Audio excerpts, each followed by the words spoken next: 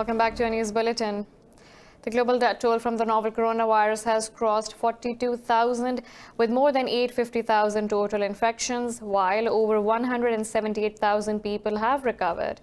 In the U.S., a record 865 people have died in the last 24 hours, bringing the total fatalities to over 4,000. While Germany has reported almost 150 new deaths and nearly 5,500 additional cases in a day. Details in this report. The COVID-19 pandemic continues to rip apart global infrastructures and has rendered national governments helpless. Over 42,000 people have died around the globe due to the pandemic, with more than 850,000 total infections. The UN chief has warned the pandemic is the world's worst crisis since World War II, as the number of dead in US is now higher than in China. The White House has projected 100,000 to 240,000 deaths in the U.S. from the pandemic, even if current social distancing guidelines are maintained. U.S. President Donald Trump says over 2 million people could have died if distancing measures were not put in place. We're going to lose 220,000 people, and it's going to happen over the next few weeks.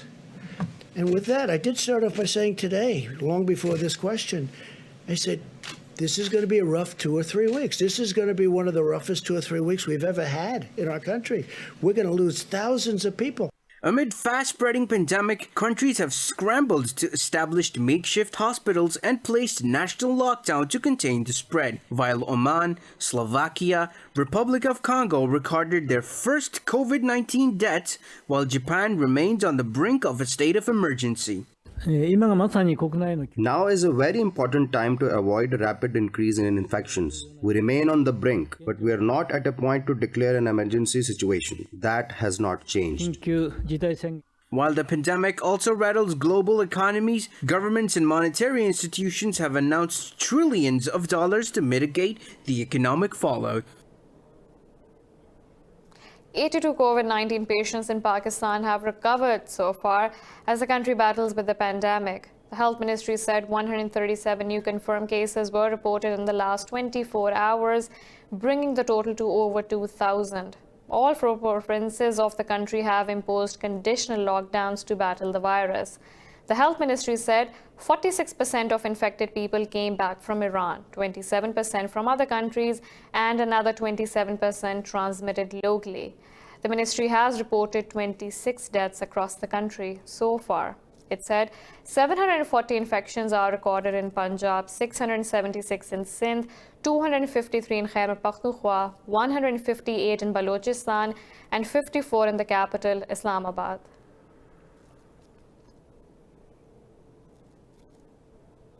Moving on, Amnesty International has asked the Indian government not to abuse its powers in occupied Kashmir. The valley has been reeling under New Delhi's curfew and communications blackout for the last 241 days. In a tweet, the rights body said New Delhi must exercise restraint in the occupied valley during the ongoing global health crisis. It said the outbreak in the region cannot be defeated without the solidarity of its people. Meanwhile, Kashmiri miners in the occupied territory have joined calls to end the cruel curfew.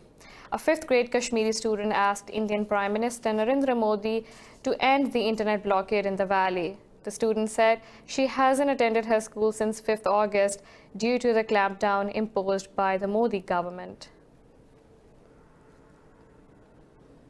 In India, the countrywide crisis of basic necessities and health facilities has deepened amid the 21-day lockdown. On 24th March, Prime Minister Narendra Modi announced a sudden curfew against coronavirus pandemic, leading to nationwide panic. Pre-lockdown stock has begun running out as trucks with food essentials have been blocked due to interstate border shutdown. There is also a dearth of laborers for loading and unloading trucks, as most have gone to their homes. Meanwhile, doctors and nurses across India are getting restive in absence of basic medical protective gear. The medics said the government is providing them raincoats and cloth masks, which are completely insufficient. In Kabul, the Afghan government and the Taliban have held the first round of talks on a prisoner exchange process pivotal to kickstarting intra-Afghan talks.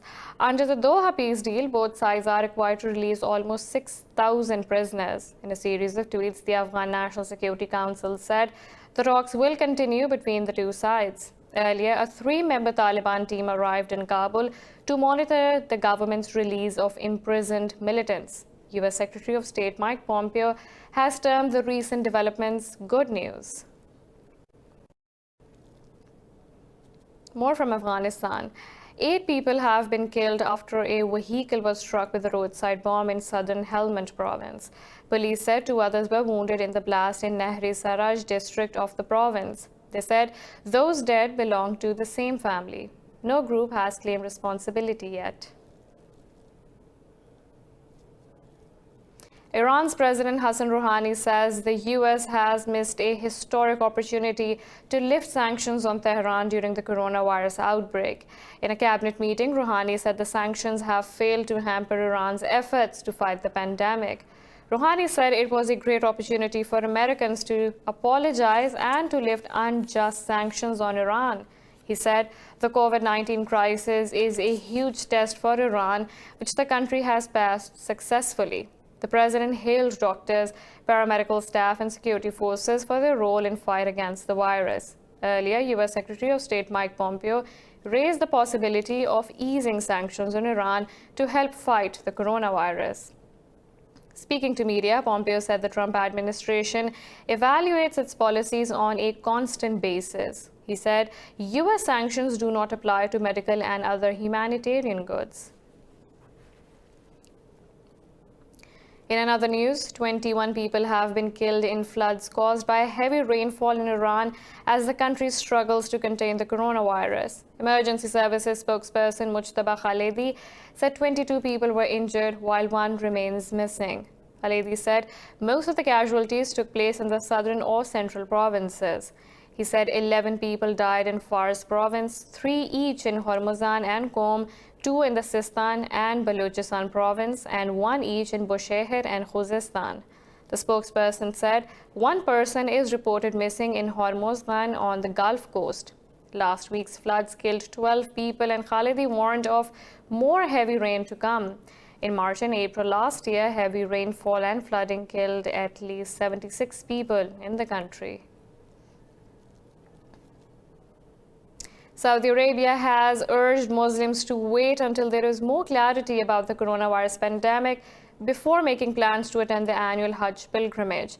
The kingdom has already suspended the Umrah pilgrimage until further notice. The largest annual gathering of Muslims is scheduled to begin in late July. Saudi Arabia has halted all international flights indefinitely.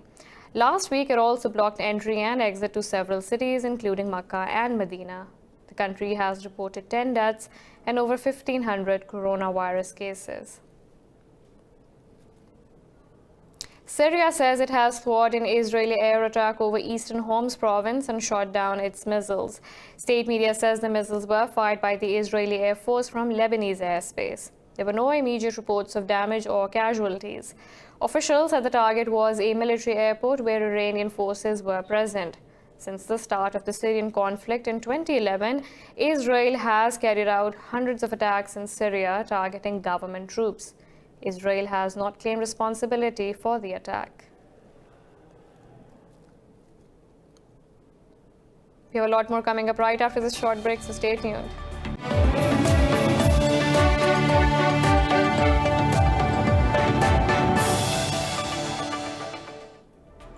Welcome back. NATO Secretary General has lauded Turkey for sending medical aid to Italy and Spain, the 2 European countries worst hit by the coronavirus.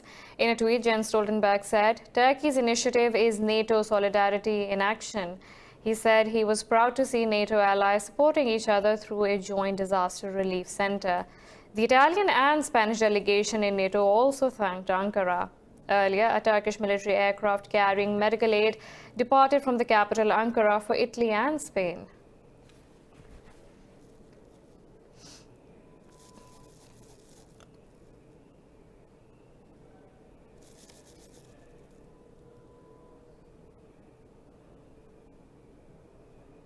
UN agencies and World Trade Organizations have called on the global community to protect international food supply during the COVID-19 pandemic. The heads of the WTO and UN Food and Health agencies warned against possible shortages and price spikes. They said logistical issues faced by agricultural and food industry workers could increase food wastage. They added uncertainty about food availability can spark a wave of export restrictions, creating a shortage on the global market. In a joint statement, they said it must be ensured that the response to the crisis does not create unwarranted shortages of essential items and exacerbate hunger and malnutrition.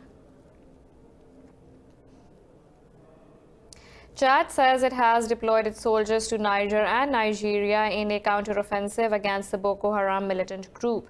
Defense Minister Mohammed Abali Salah said Operation Boma's Wrath was launched after the militant group killed 98 Chadian soldiers last week. Salah said as part of the operation, 5 companies of soldiers have been deployed to Niger and Nigeria with the approval of these countries. He said the purpose is to clear the area around Lake Chad from terror. On 23rd March, Boko Haram militants attacked a military base in Boma in Lak province. Chad's government declared Lak province a war zone on Friday. Boko Haram launched a bloody insurgency in northeastern Nigeria in 2009. Later, it spread its atrocities to neighboring Niger, Chad, and Cameroon.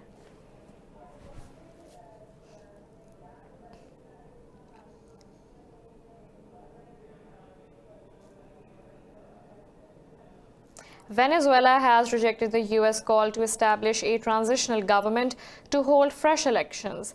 Venezuelan Foreign Minister Jorge Arezia said the U.S. is trying to interfere in his country's internal affairs.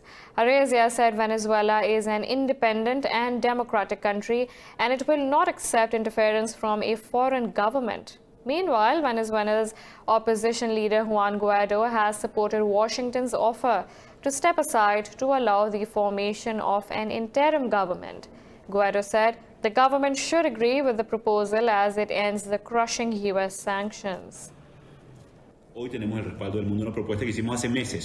Today, it's clear in the US and our proposal that advancing to a national emergency government can lift the sanctions. That shouldn't be an excuse for the dictatorship. It shouldn't be an excuse to not advance and attend to our people. Our people deserve this moment. A moment for all Venezuelans, a moment to continue advancing, and it just won't be the United States. There will be many countries that go along with this emergency national government proposal to form a state council where responsibilities will be delegated to finally have truly free elections.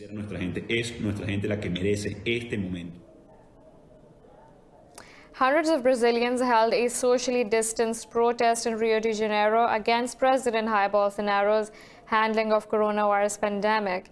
Angry citizens banged on pots and pans from their houses while calling for Bolsonaro's resignation. Far-right populist Bolsonaro has been at odds with his cabinet and state governors over strict quarantine measures. Brazil's health minister Luiz Henrique Mandetta has opposed Bolsonaro over social distancing measures to curb the virus. Meanwhile, Brazil's economy minister Paulo Guedes says the government needs to strike a balance between isolation policies and protecting the economy. These comments underline the divisions at the top of Bolsonaro argued hunger is just as big a threat as the coronavirus itself. Like the Director General of the World Health Organization said, every individual is important. At the same time, we should stop the destruction of jobs. The collateral damage of the measures to fight the coronavirus cannot be worse than the very illness. My obligation as president goes beyond the next few months. Recent polls show a decline in Bolsonaro's popularity due to his handling of the outbreak, which he has repeatedly called a little flu. Moving on, lockdowns to contain the coronavirus have left the world's most economically vulnerable citizens without a source of income. In Brazil, sanitation workers are struggling to make ends meet after the virus made its way to the country's shores. More in this report. Until recently, this plant has produced 8,000 tons of recyclable material, generating employment for some of Rio de Janeiro's poorest citizens. But the quarantine measures have forced the plant to shut down operations. The sudden change has left most employees unable to feed their families.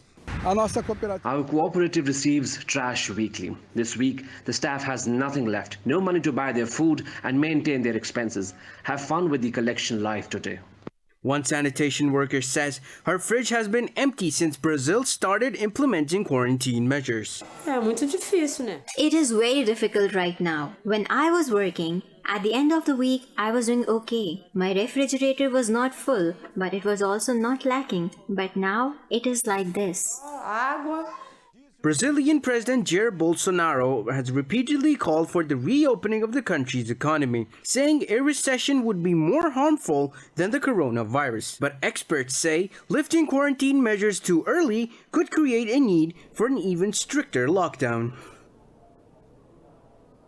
In another news, UK's Prince Harry and his wife Meghan Markle have formally begun their new lives today after stepping down as senior members of the royal family. The couple has relinquished their Royal Highness titles and will no longer use the Sussex royal label. The couple will also no longer carry out duties on behalf of Queen Elizabeth II and has given up its office within the monarchy in Britain. But they will continue to be known as the Duke and Duchess of Sussex. Harry remains sixth in line to the throne with no change in the line of succession. The couple has already relocated to California after announcing their intention to quit royal life in January.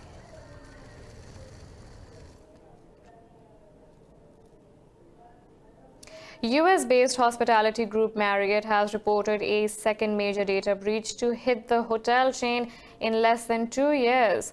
Marriott said it has informed over 5 million guests worldwide who may have been affected by the breach. The company said the leaked information included the names, addresses, and phone numbers of the customers.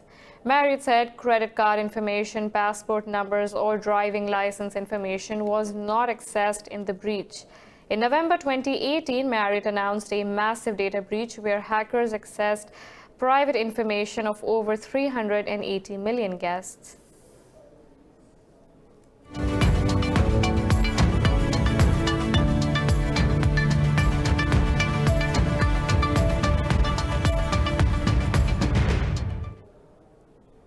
Gulf stock markets have plunged as oil prices slipped and prospects of a deep global recession amid coronavirus outbreak has rattled investors. Dubai's DFMGI has lost about 2%, dragged down by over 4% fall in Dubai Islamic Bank and Emaar Properties stocks. Abu Dhabi's ADX has lost over 0.5% after top lender First Abu Dhabi Bank dropped 1%, while Abu Dhabi Commercial Bank sank 5%.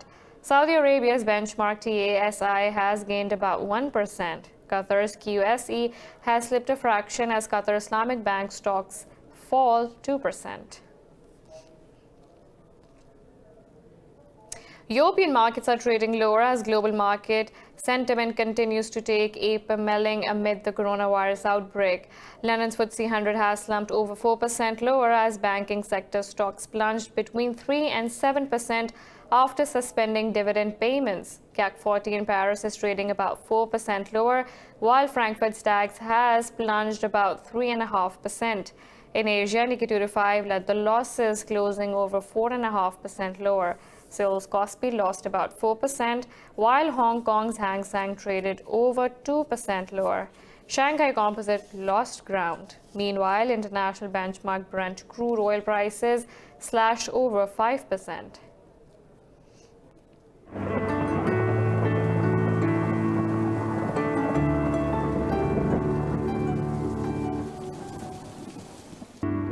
Now let's look at the weather from around the globe.